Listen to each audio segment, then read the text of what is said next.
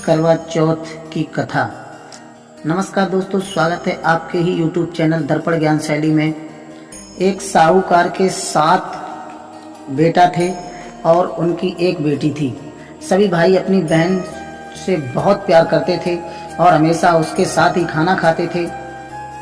जब बहन की शादी हो गई तो बहन ने करवा चौथ व्रत किया। सभी भाई शाम को खाना खाने बैठे तो अपनी बहन को खाने के लिए बुलाया। तब बहन ने कहा कि आज मेरे चौथ माता का व्रत है। तब भाइयों ने सोचा कि चांद पता नहीं कब तक उदय होगा, अपनी बहन तो भूखी है। उन सब ने उपाय सोचा और पहाड़ पर जाकर आग जलाई और उसके आगे चलनी लगाकर चांद बना दिया और बोले कि बहन चांद उग गया है। वह अपनी भाभियों से बोली कि चांद उग गया है, तो भाभियाँ बोली कि ये चांद आपके लिए उगा है। वह बोली थी नकली चांद को अर्घ देकर भाइयों के साथ खाना खाने बैठ गई। उसने जैसे ही पहला ग्रास तोड़ा तो उसके बाल आ गया, दूसरा तोड़ा, इतने में उसके ससुराल से बुलावा आ गया कि लड़की को तुरंत ससुराल भेजा।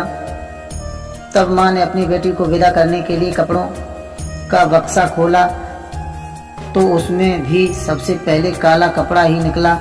तब माँ बहुत डर गई। उसने अपनी बेटी को एक चांदी का सिक्का देते हुए कहा कि तुझे रास्ते में जो भी मिले उसके पैर छूती जाना और जो तुझे सुहागन होने का आशीर्वाद दे उसे ये सिक्का दे देना और अपने पल्लू पर गांठ बांध लेना।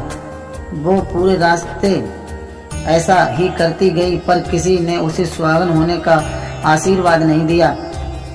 जब वह अपने ससुराल पहुंची तो बाहर उसकी जेठती खेल रही थी। उसने उसके पैर छुए तो उसने सदा सुहागन का आशीर्वाद दिया। तो उसने सिक्का जेठती को दे दिया और पल्लू पर बांध ली। जब घर के अंदर गई तो देखा उसका पति मरा पड़ा है। तब उसके पति को जलाने के लिए ले जाने लगे तो उसने नहीं ले जाने दिया। तब उसने कहा कि गांव में लाश नहीं रहने देंगे। तो गांव के बाहर एक झोपड़ी बना दी। वह उसमें रहने लगी और अपने पति की सेवा करने लगी। रोज घर से बच्चे उसे खाना दे जाते। कुछ समय बाद मास की चौथ आई तो उसने व्रत किया। रात को चौथ माता गरजती आई तो उसने माता के पैर पकड़ लिए। माता पैर छुड़वाने लगी, बोली 7 भाइयों की बहन घनी भूखी, मेरे पैर छोड़। जब उसने पैर नहीं छोड़े तो चौथ माता बोली कि मैं कुछ नहीं कर सकती, मेरे से बड़ी बैसाख की चौथ आएगी, उसके पैर पकड़ना। कुछ समय बाद जब बैसाख की चौथ आई तो उसने कहा कि मैं कुछ नहीं कर सकती, मेरे से बड़ी भादवे की चौथ आएगी, उसके पैर पकड़ना। जब भादवे की चौथ आई तो उसने यही कहा कि मैं कुछ नहीं कर सकती, मेरे से बड़ी कार्तिक की चौथ है, वो ही तेरे पति को जीवन दान दे सकती है, लेकिन वो मेरे से सुहाग का कामना मांगेगी तो तू उसे सब तैयार रखना। लेकिन मैंने तुझे ये सब बताया है, ऐसा मत कहना। जब चौथ माता आई उसने पैर पकड़ लिए। माता बोली 7 भाइयों की लाडली बहन घड़ी भूखी, घड़ी तिसाई, पापनी, मेरे पैर छोड़। तब वो बोली कि माता मेरे से भूल हो गई, माफ़ कर दो और मेरे पति को जीवन दान दे दो।